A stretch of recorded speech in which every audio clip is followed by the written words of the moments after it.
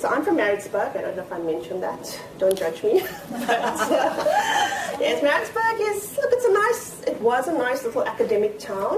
Things have changed a little bit from what I've gathered. But I didn't like it. It was just too close, and I always wanted to do a little bit more.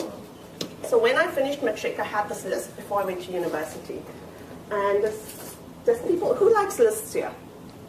Yes, I love lists. I live by it. I mean, the older I get, I think I just have a list for everything. But I like physical lists as well, not on the phone. Even though I love mobile and apps and all of that, I like a physical list on fancy typo paper because I'm also stationery obsessed. And I must write it down and scratch it out when it's done and throw it in the bin. It's like so satisfying.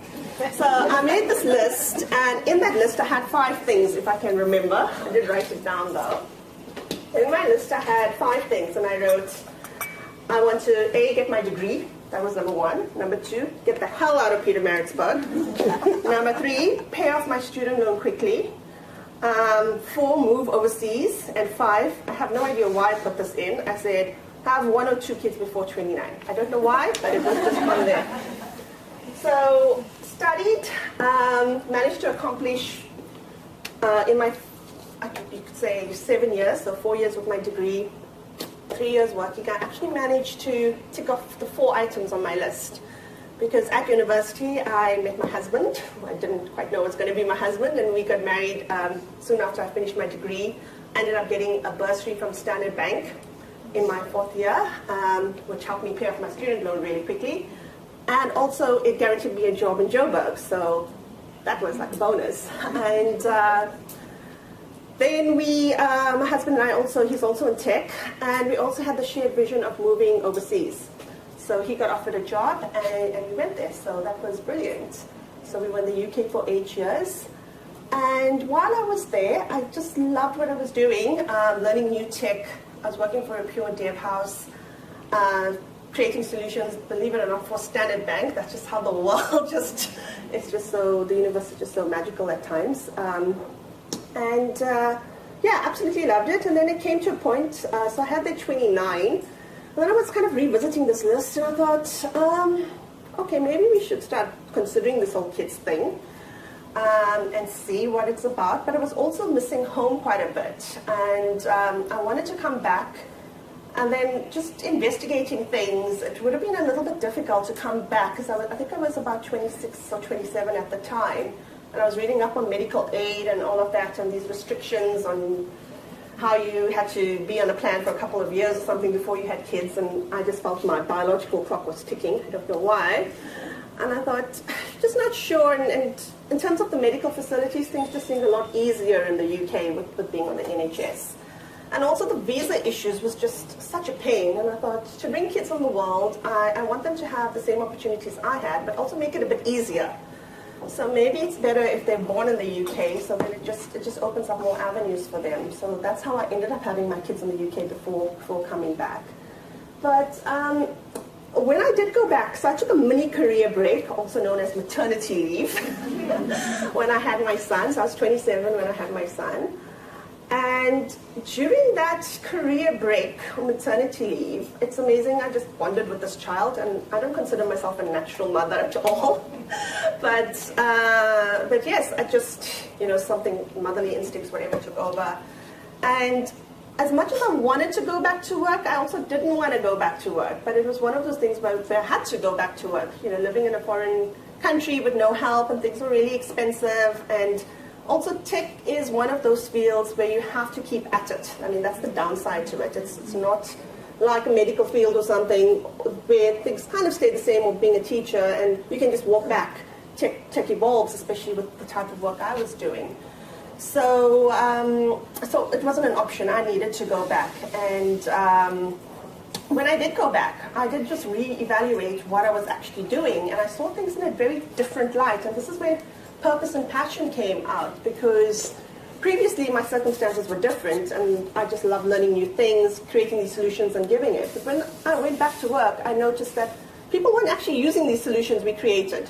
They were actually, and most of it was financial services software, so it's recon systems, and they'd want all of this, but then I noticed they just bin it and go back to Excel because they love their pivot charts or whatever. It's like, no, I can't, this just didn't make sense to me. And I had a discussion with my boss, because still things were pretty much, you were either a developer or you were on the hardware side. And I said, look, I really want to understand user behavior, what's going to drive people to actually use something, and I just don't want to create something because somebody tells us to do it. And he was, but that's how we work, we get paid for it, what's your problem?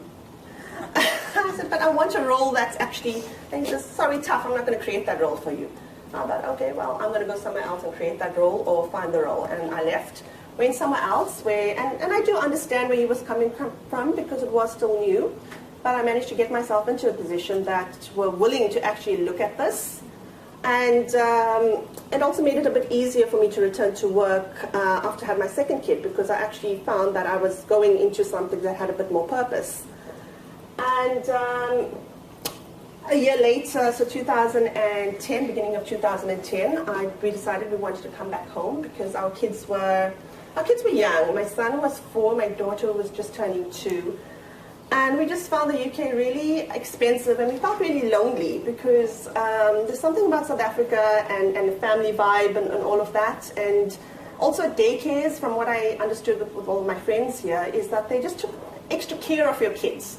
Whereas in the UK, it was just all about money, money, money. And I was paying, at the time, £35 per day per child. So my salary was basically going towards childcare. And if the child had the slightest sneeze, you had to come and take your kid away because it's going to infect the whole neighborhood. And it was hard. It was really hard managing that and trying to have a career as well, because I had to take time off work all the time. And as much as, and this is the reality as well, as much as people are all for working mums and stuff, the thing is, when you are a new mum, you see the challenges, they're not as lenient, and you get the evil eye. So, if you walk in 5 minutes late because your kid was having a tantrum, you just get people glancing at their watch and stuff, and it's like, no. This is a bit too much. And I just felt my career was also, it just wasn't working.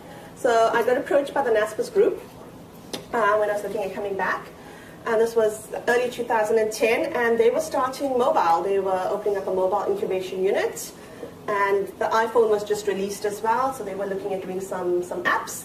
And prior to that, I was actually doing some app development in the UK as well, so it seemed like the perfect match. And yeah, that's how I ended up in Cape Town. So absolutely loved that. Worked on some really cool solutions that basically was taking on international competitors. The first thing I worked on was the Kindle app equivalent. And it was lovely, absolutely lovely, massive fast learning pace. There's nothing more amazing than learning on the job and doing great stuff and just waking up every morning and just cannot wait to get to work.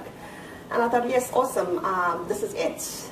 But that bubble burst about 9 months later, because after achieving all these amazing goals and business objectives and solutions, etc., management decided, okay, they want to move on to the next shiny new thing, so let's just bin what you guys are doing, sell you off to the rest of the company and move on. So it's like, well, this is not quite what I wanted. But I looked at it as an opportunity to learn more, and NASPERS being such a massive organization with so many businesses at the time, and I had a passion for e-commerce. And at that time as well, they had a lot of e-commerce businesses. All are closed now, I believe. So I was working at Kalahari, learned a lot, and I went through a variety of roles. I actually grew up with the different roles in the tech space, because when I started, tech was, and this is back in the 90s, tech was just predominantly, you were seen as this geek coding in the corner, or you were fixing hardware. That's what it was. Now there's a whole lot of roles, there's a whole lot of avenues, which is awesome.